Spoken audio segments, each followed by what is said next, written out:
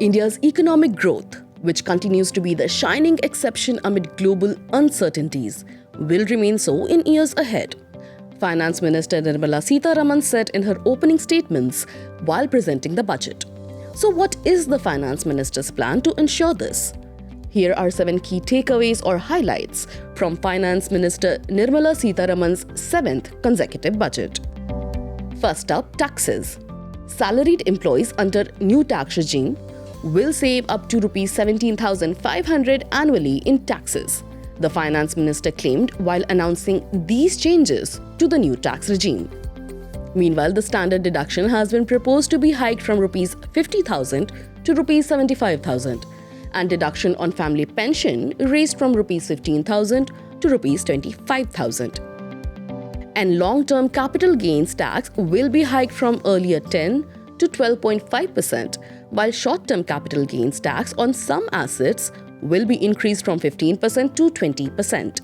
Corporate tax, however, on foreign companies has been reduced to 35% from the previous 40%.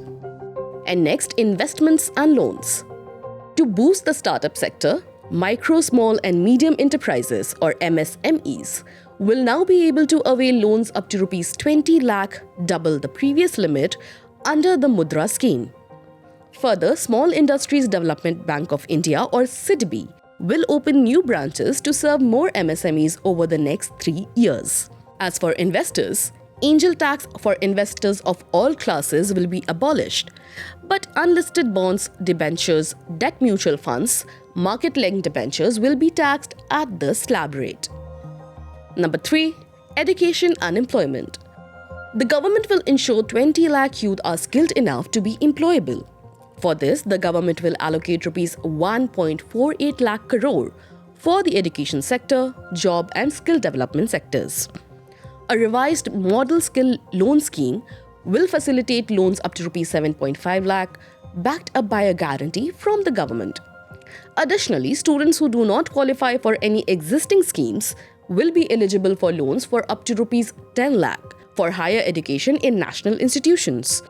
And a new internship scheme for first-time employees, where the government will provide 1 month wage to all people newly entering the workforce in all sectors. Internship allowance is fixed at Rs 5,000 and one-time assistance of Rs 6,000 will be provided under the internship scheme.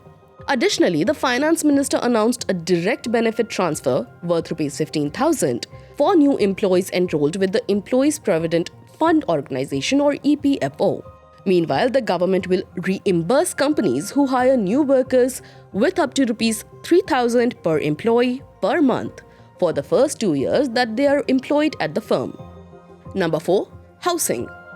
The Finance Minister announced a Rs 2.2 lakh crore assistance and various subsidies in loans for urban housing over the next 5 years. And the government will also develop rental facilities in urban industrial areas like a dormitory for affordable rented accommodation for workers. Rs 10 lakh crore will be allotted to develop housing for the urban poor. Number 5. Agriculture.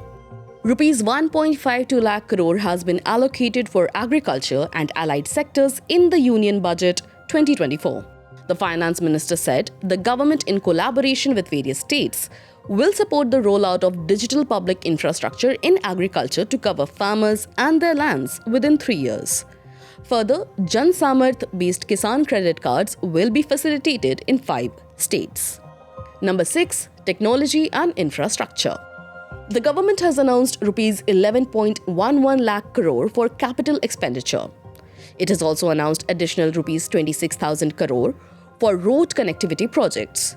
The PM Surya Ghar Muft Bijli Yojana will install rooftop solar panels for 1 crore households. As for advancing India's tech sector, the government has allocated Rs 1,000 crore to encourage space technology development.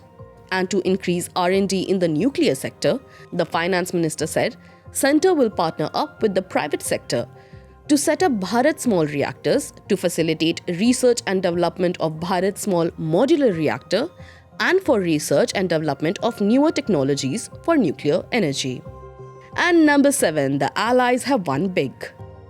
The Lok Sabha 2024 results returned India to the era of coalition governments, and BJP's 2 most prominent allies in securing the NDA majority are N. Chandrababu Naidu's TDP and Nitish Kumar's JDU, and states of both got special packages. There are some big-ticket measures for Bihar, including a Rs 26,000 crore allocation for various road, airport and sports infrastructure projects.